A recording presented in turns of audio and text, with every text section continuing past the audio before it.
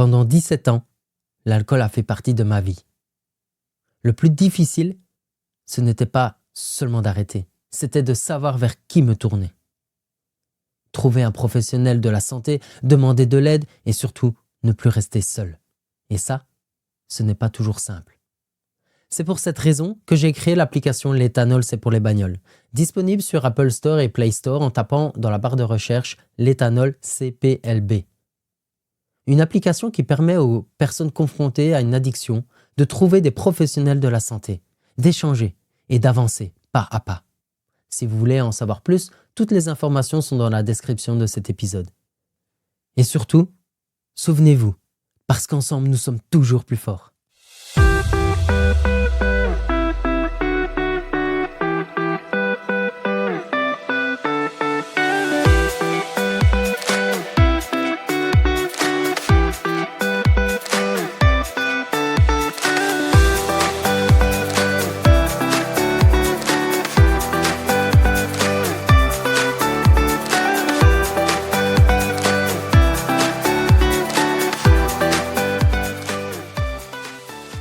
Hey, salut à toi et bienvenue dans L'éthanol, c'est pour les bagnoles, le podcast qui parle d'alcoolémie, de dépendance et surtout d'humain. Je m'appelle Axel, je suis un ancien alcoolique et aujourd'hui je ne touche plus une seule goutte d'alcool. De nature très joviale, toujours dans la bonne humeur, j'ai envie de partager mon parcours ici avec toi. Mon but, c'est de casser les préjugés, de mettre en lumière cette maladie trop souvent passée sous silence. Un vrai fléau dans notre société. Parce que oui, l'alcool peut tout détruire. Un couple, une vie, un avenir. Et c'est exactement ce qui s'est passé pour moi. Tu es prêt? Alors c'est parti. On en parle sans tabou, ici et maintenant.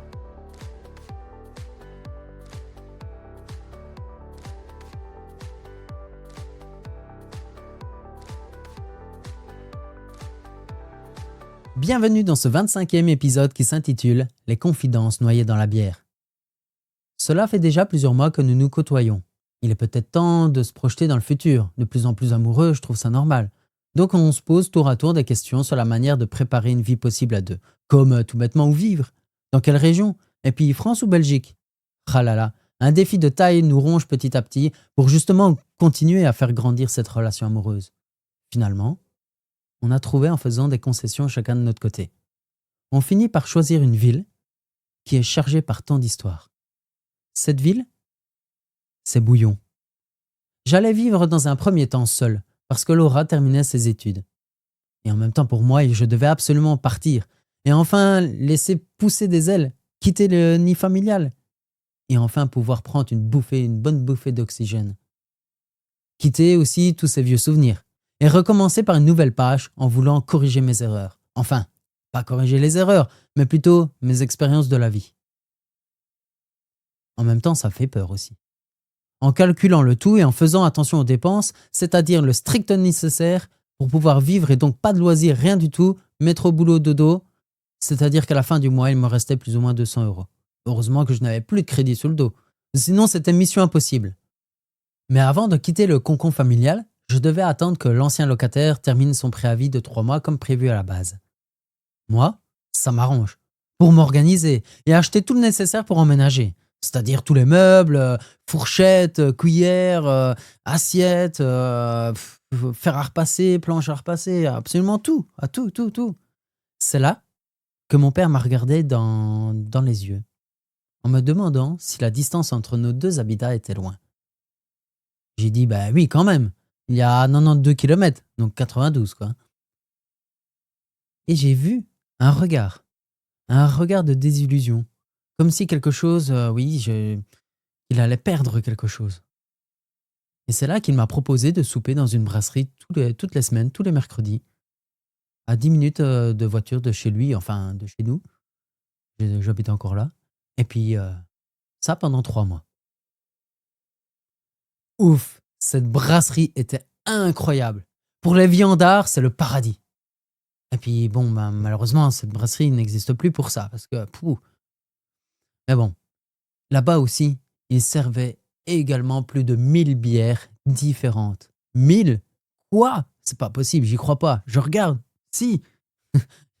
La carte est plus grande que la nourriture, que la carte de la nourriture. C'est incroyable. Évidemment, en arrivant sur place, je commence par une bière spéciale. Une au chocolat. Oh. Sacrée découverte. Pourquoi pas, mais voilà. D'après mes souvenirs aussi, hein. Parce que ça date, hein. Bref, on passe un bon moment entre père et fils. Je me pose toutes sortes de questions et je lui pose aussi des questions liées au travail. Et je lui dis dans ses yeux, à un moment donné, avec 2-3 coups de bière, je lui dis, mais papa, comment tu fais toi pour résister à la pression liée au travail? Il me regarde la tête en bas et me dit, tu sais Axel, tu crois quoi? On n'a pas le choix. Il faut bien se nourrir et payer tes études, celles de ta sœur, et le crédit de la maison, et toutes les autres factures. C'est pas facile tous les jours. Mais on avance. Même si on travaille sous la contrainte, on n'a pas le choix. C'est la vie. C'est comme ça. Je le regarde avec désillusion et je ne comprends pas ce concept. Vraiment pas. On ne va pas quand même travailler pour 3 sous et en même temps cravacher derrière.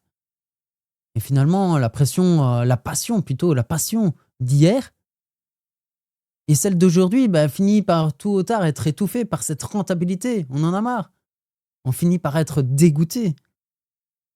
En tout cas, ce que je peux retenir de cet échange, c'est l'admiration de mon père de se lever tous les matins avec cette boule au ventre malgré tout, justement, pour se rendre au travail. Dans la famille, on ne connaît pas le mot malade. On ne connaît pas non plus le mot chômage. Bref, avec cet échange entre père et fils, on chine. On chine nos verres et on enchaîne par des gorgées de bière, en profitant de ces moments présents. Bien souvent, en repartant, on était ivre-mort. Même s'il n'y avait que 10 minutes de voiture, jusqu'à notre domicile, je loupais la poignée de la voiture pour rentrer dans celle-ci. Je me suis dit, tchè, la route va être longue. Mon père était pas mieux. Tous deux sous comme des cochons. Heureusement que l'on croise personne sur la route pour éviter tout accident. Une fois arrivé à la maison, on se souhaite une bonne nuit et on se dit à demain. Mon lit m'avait manqué. Et surtout que je devais être frais pour le lendemain matin. La suite dans le prochain épisode.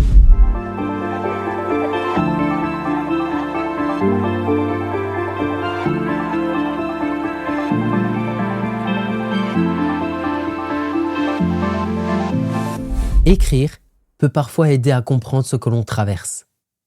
Dans l'application mobile, l'Éthanol CPLB, tu peux tenir un journal personnel pour y déposer tes pensées, mais aussi tes difficultés, tes progrès et surtout tes réussites.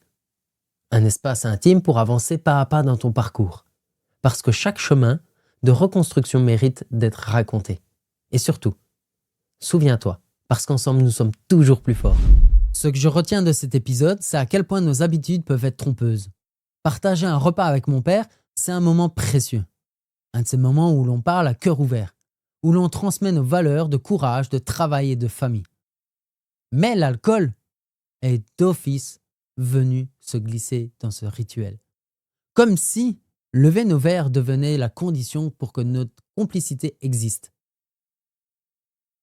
Avec du recul, je comprends que cette discussion aurait eu la même valeur, même plus en profondeur, sans avoir eu besoin de noyer nos gorgées dans la bière. L'alcool nous a donné l'illusion d'une proximité, mais il a aussi pris une place qu'il n'aurait jamais dû y avoir. Celle de brouiller la clarté dans nos échanges. Celle de mettre en danger notre sécurité sur le chemin du retour. Et celle de transformer un souvenir pur en un souvenir flou. La vraie force de mon père, ce n'était pas de tenir son verre, mais de se lever chaque matin malgré la fatigue, malgré le poids de responsabilité. Cette histoire m'a appris une chose essentielle. L'alcool ne doit jamais être le ciment de nos liens familiaux ou amicaux. Ce qui nous unit vraiment, ce sont les confidences et les rires, les regards échangés, la sincérité des moments passés ensemble. L'alcool ne doit pas travestir la beauté de ces instants. La véritable ivresse, celle qui reste, celle du lien humain et celle du fond du verre. Et n'oubliez pas, ensemble nous sommes plus forts. La suite dans le prochain épisode qui s'intitule « Bouillon, 33 degrés et l'odeur du piège ».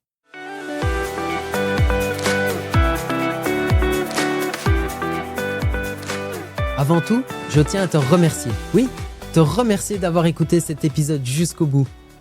Si ce qui a été partagé ici t'a parlé, et si tu ressens le besoin d'échanger ou de déposer quelque chose, il existe un groupe Facebook dédié.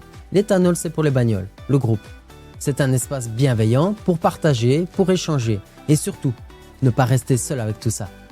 Et si tu veux suivre l'actualité du podcast, les coulisses ou les prochaines annonces, tu peux aussi retrouver le projet sur la page Facebook du même nom. Surtout, prends soin de toi et à très bientôt.